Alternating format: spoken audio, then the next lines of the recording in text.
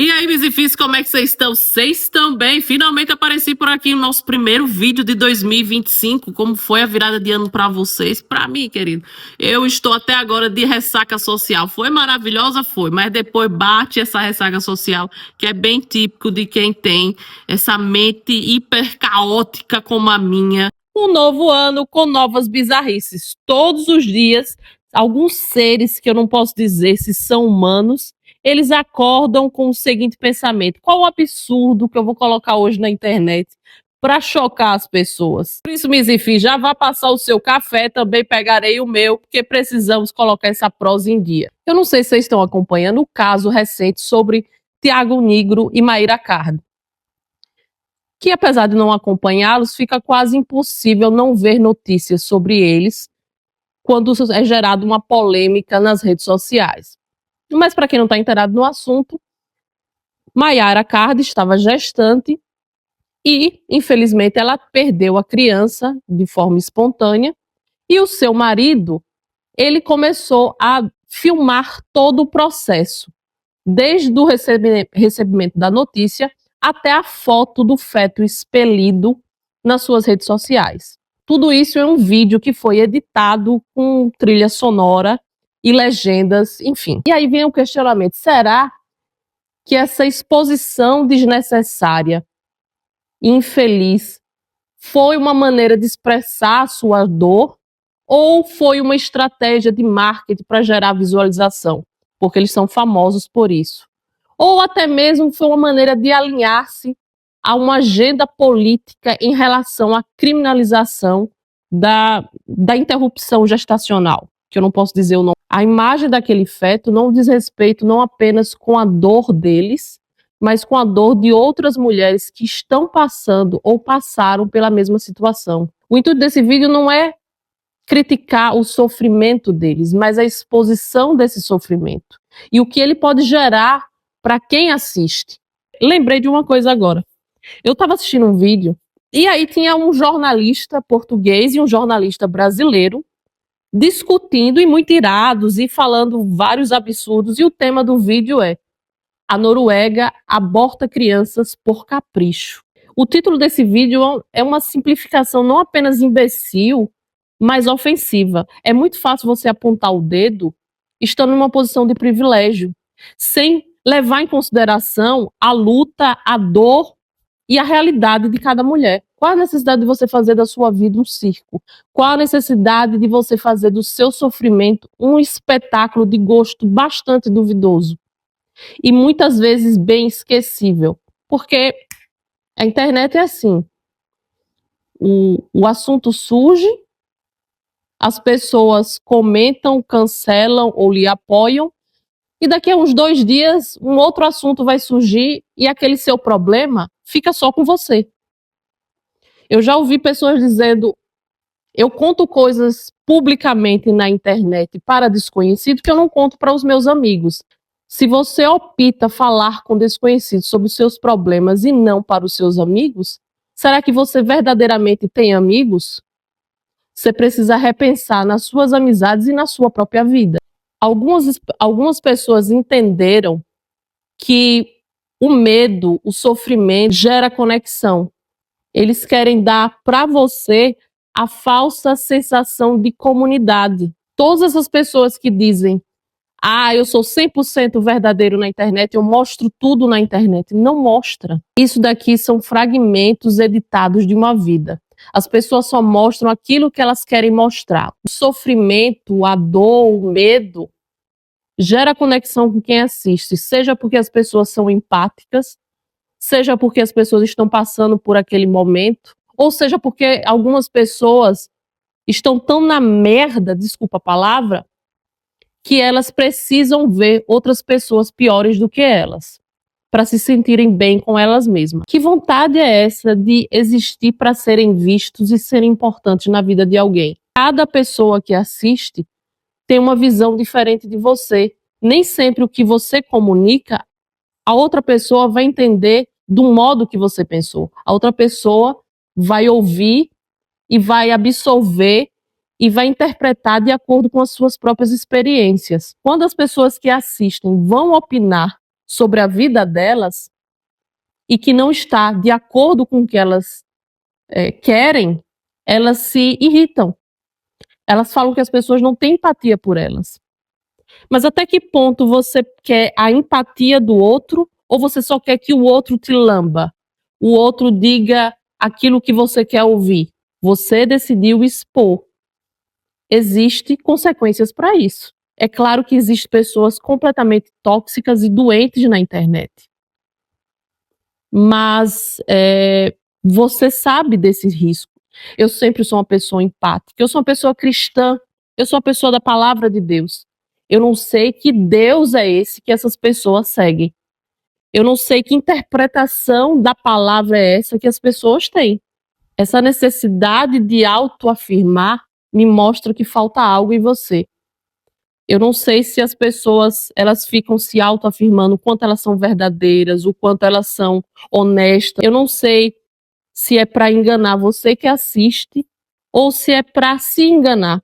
Sabe quando você, no meu caso eu sou TDAH, então quando eu quero entender um livro, eu leio ele em voz alta para poder absorver. Eu acho que essas pessoas fazem isso, elas gritam na câmera falando com elas mesmas, para dizer bem assim, um dia eu chegarei a esse nível de verdade que eu tanto digo que eu tenho. Alguns de vocês me mandaram coisas nos direct essa semana do Instagram. Eu tô vendo o que tá acontecendo.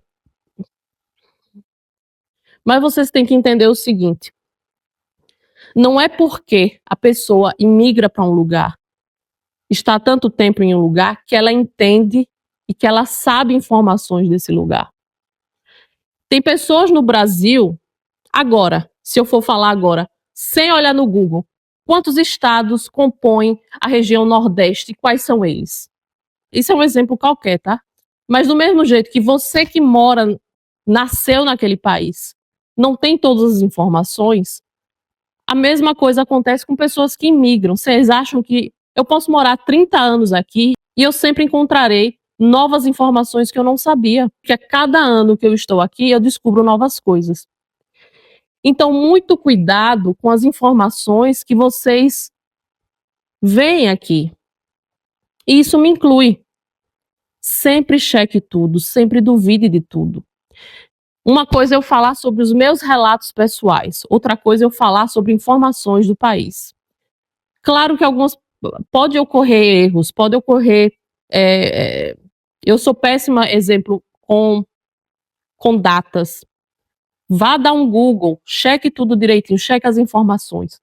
Mas quando você faz isso de forma proposital, aí me faz duvidar do seu caráter. Uma coisa é você mentir sobre a sua vida. Outra coisa é você mentir sobre as informações do país e sobre o governo do país. Muito cuidado. Engatando nesse assunto de relatos, alguns influencers pegam histórias de outras pessoas não para te alertar, não para compartilhar a experiência e trazer algum ensinamento, mas eles compartilham a história de outras pessoas para ridicularizá-las. Eu vejo muito isso aqui na internet. Eles estão com o tom de estou alertando você para não cair nesse golpe, e começam a ridicularizar a história e a pessoa. E depois eles no final do vídeo dizem, mas vocês no comentário têm empatia com essa pessoa. Você acabou de destruir a pessoa no vídeo e você quer que outras pessoas que estão vendo esse mesmo vídeo tenham empatia com a história dessa pessoa. Vocês entenderam? Eu estou repetindo pessoa, mas enfim. Cuidado com as informações que vocês obtêm. Tem pessoas que elas claramente não têm a mínima noção do que elas estão dizendo. Elas pegam um recorte de notícias, elas misturam com as paranoias da cabeça dela, criar um roteiro para convencer vocês que elas realmente entendem do que estão falando ou que elas realmente estão falando a verdade. Tudo não passa de um teatro. É meio cansativo, não é? É meio cansativo. Quando eu falo que a jornada do imigrante é solitária, Não é tanto me referindo às pessoas da Noruega, por elas serem frias ou mais reservadas. É porque aqui, como você não tem a sua família ou seus amigos habituais, você tem que se refazer. No Brasil, a gente tem a falsa ideia que nós somos amigueiros e calorosos, mas quantos amigos verdadeiros você tem no Brasil? Se você me disser que tem 20 amigos no Brasil que você pode confiar, eu vou dizer que você está bastante iludido, você vive em Nárnia. Porque hoje, eu digo para vocês, eu sempre conheci muita gente, eu conheço muita gente na minha cidade. Mas amigos eu posso contar na mão. Quantos eu realmente posso chamar de amigos. E a mesma coisa é aqui. O estrangeiro, ele é reservado, é frio, e realmente é. Até que ponto você é realmente uma boa pessoa, uma pessoa interessante para fazer amizade com esse estrangeiro? E não que eles sejam melhores, porque eu vou dizer, vou falar da Noruega no caso, tem norueguês que é burro feito uma porta. Essa ilusão que o europeu é tudo, tem autoconhecimento cultural, é uma mentira. A melhor experiência da minha vida foi a mais desgastante, mas também foi a melhor, foi trabalhar nas noites, em bares. Ali você vê o melhor e o pior da sociedade. Principalmente quando tem álcool no meio. A solidão não é só do estrangeiro. Eu via que a solidão também faz parte da vida do norueguês. Alguns clientes iam lá só para conversar. Eu lembro de um senhor que ele ia toda quinta-feira à noite, levava um jornal, pedia uma cerveja e um Fernet Branco. Ele conversava comigo por horas e ele realmente tinha uma cultura. Mas tinha pessoas que chegavam para conversar lá que, querido, eu dizia bem assim, que enorme falta de paciência eu tô para lhe ouvir. Porque são pobres culturalmente. Ter dinheiro, ter diploma, você viajar, ter o passaporte carimbado, não te traz cultura. Eu digo para vocês que há pessoas que viajam o mundo e elas não conseguem absorver absolutamente nada. Eu tive a honra, a vitória de conviver com uma das pessoas mais cultas que eu já conheci na vida. A senhora, minha avó. Minha avó, as pessoas, eu achava incrível. A casa de minha avó sempre tinha gente. Seja pela ajuda que ela dava às pessoas, ou seja, porque as pessoas iam lá para conversar com ela.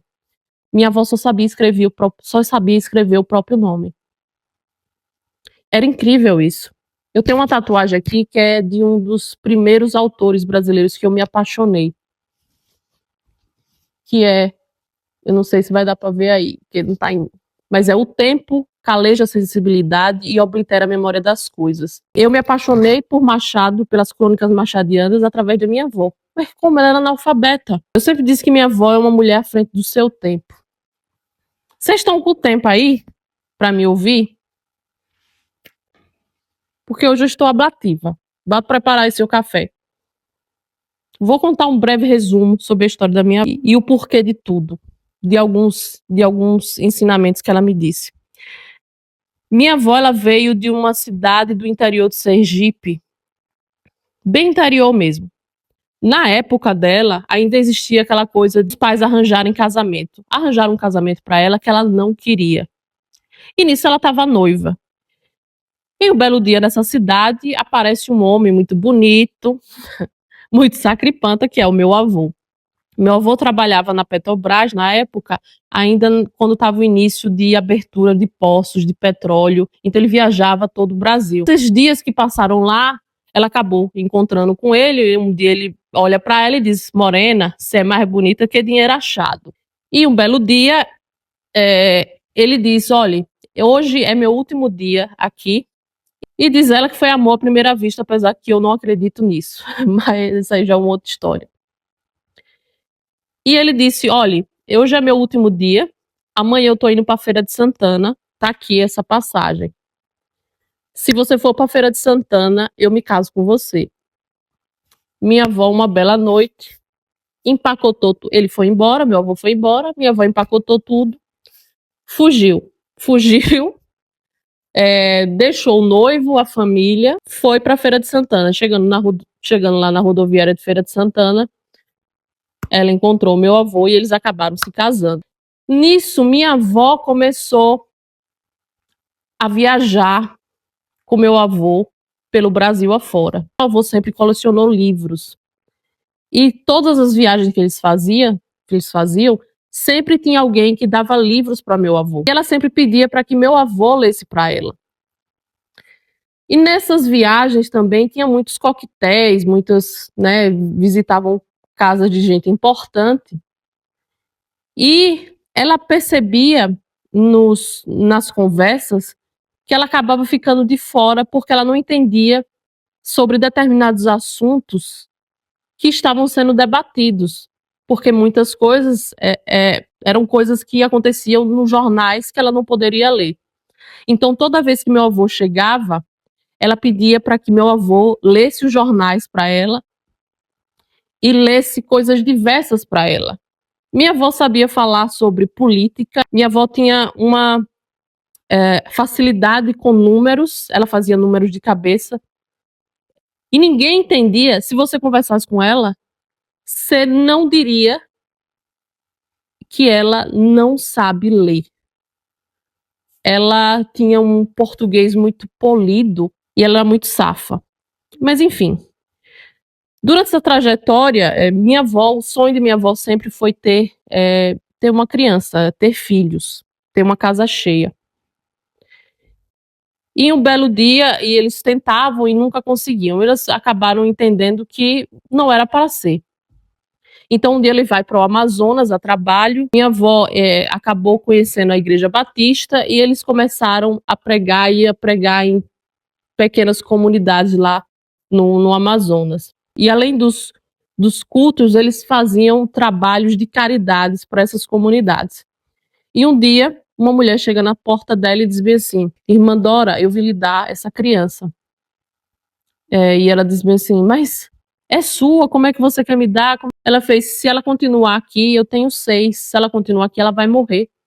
Minha avó disse: eu vou falar com o pastor da igreja e com os irmãos para que a gente possa se organizar e se ajudar. A resposta que ela obteve daquelas pessoas que se diziam cristãs é que não era problema delas. Em resumo, no resumo da ópera. E ali ela percebeu que ela já não podia fazer parte daquela comunidade. E acabou pegando a menina, adotou como filha do coração, minha tia maravilhosa. À medida que eles estão viajando, minha avó percebeu o seguinte, que o consumo de álcool dele estava cada vez maior. Eu casei com você para termos um lar. E um lar é tudo aquilo que nós não temos. Eu vou voltar para Aracaju, vou construir a nossa casa, construir um lar para nós e os nossos filhos, porque nós teremos mais filhos. Minha avó ali entendeu que algo estava de errado, que se ela continuasse naquela vida, ela nada teria. Minha avó voltou para Aracaju, ela construiu uma casa, construiu uma vila, depois ela construiu um bar. Esse negócio de bar tá na família, né? Você já deve ter imaginado o escândalo que foi na época, uma mulher abrir um bar. E você sabe que bar, às vezes, acontece pessoas encaixaçadas, acontece briga. As pessoas começavam a brigar, meu pai e meu tio, sem saber o que fazer, iam chamar minha avó. Quando minha avó chegava, a briga acabava. E todo o patrimônio que minha família tem, por parte de pai, é graças a ela. Então ela geria negócios mas vamos dar uma resumida aqui, porque senão a gente vai passar horas aqui, que tem muita história dela.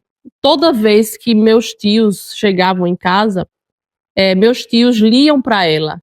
Minha avó não só aprendeu as crônicas de Machadiana de cabeça, que ela podia contar a história para você como se estivesse lendo um livro. E quando meus tios cresceram, os netos vieram, a gente começou a fazer isso para ela. E eu tinha muito problema, eu até hoje tenho, é porque vocês não percebem. E eu também tento, se vocês não perceberam, eu tento procurar pontos fixos para poder me concentrar. Mas eu tenho problemas com R's e L's.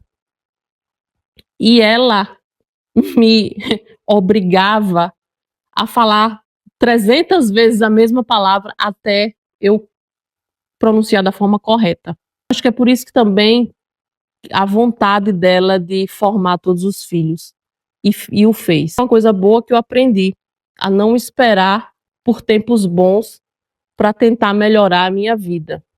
A gente tem que tentar a todo momento. A coisa ruim é, se eu não estiver produzindo, eu me sinto inútil. E isso já me fez ir à exaustão várias vezes. Sabe, se você não está produzindo, você não é útil. Isso é algo que eu estou trabalhando. Estou trabalhando um monte de coisa em mim, querido. Coisa melhor na vida, terapia, é você parar para se conhecer. E tem gente que vai para terapia e acha que não deu resultado porque elas querem que o terapeuta resolva o problema delas. Não, você tem que resolver os seus problemas.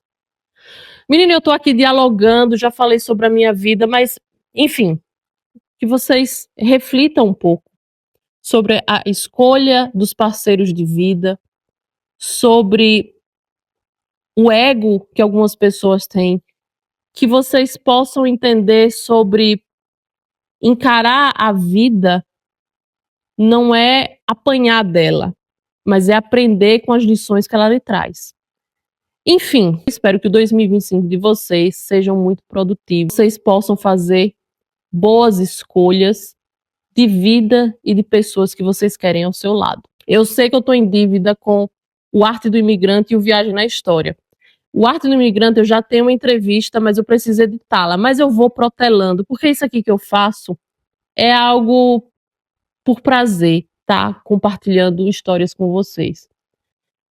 E como não é algo que eu tenho obrigação de fazer, eu vou procrastinando. Eu sei que eu tenho que trabalhar nisso, mas, enfim, né? O Viagem na História são vídeos mais elaborados, porque eu preciso trazer imagens, referências, para não ficar um vídeo tão tedioso, sei lá, talvez você já ache tedioso eu aqui falando minhas bobagens. Vou deixar algumas imagens dos dias antes do ano novo, inclusive o meu ano novo começou com uma aurora absurdamente bonita que tomou todo esse céu aqui.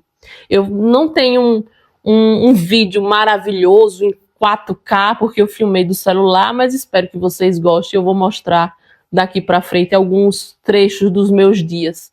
Espero que vocês fiquem bem, fiquem seguros, com a mente sã e o corpo são. Nos vemos na próxima. Fui.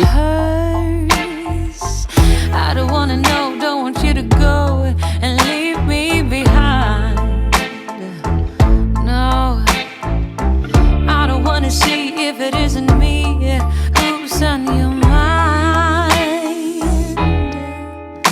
'cause I don't know what you're looking for.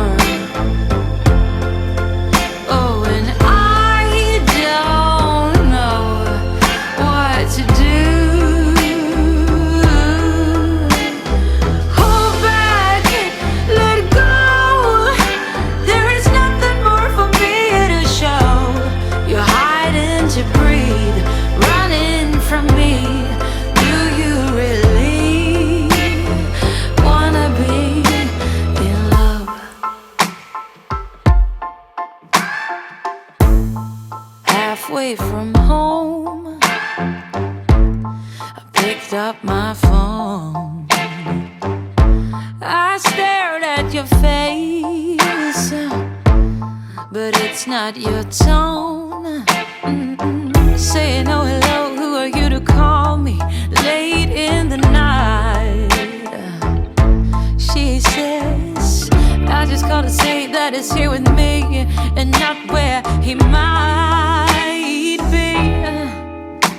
'Cause I don't know what you're looking for.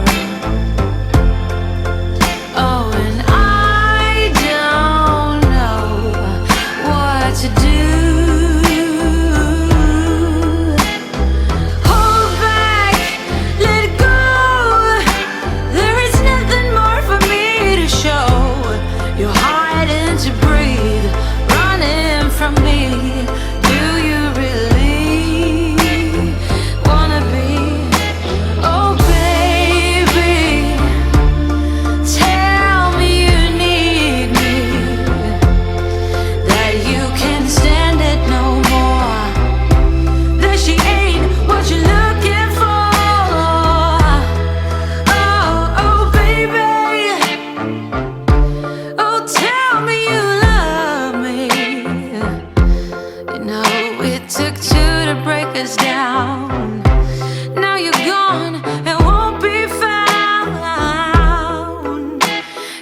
Tchau!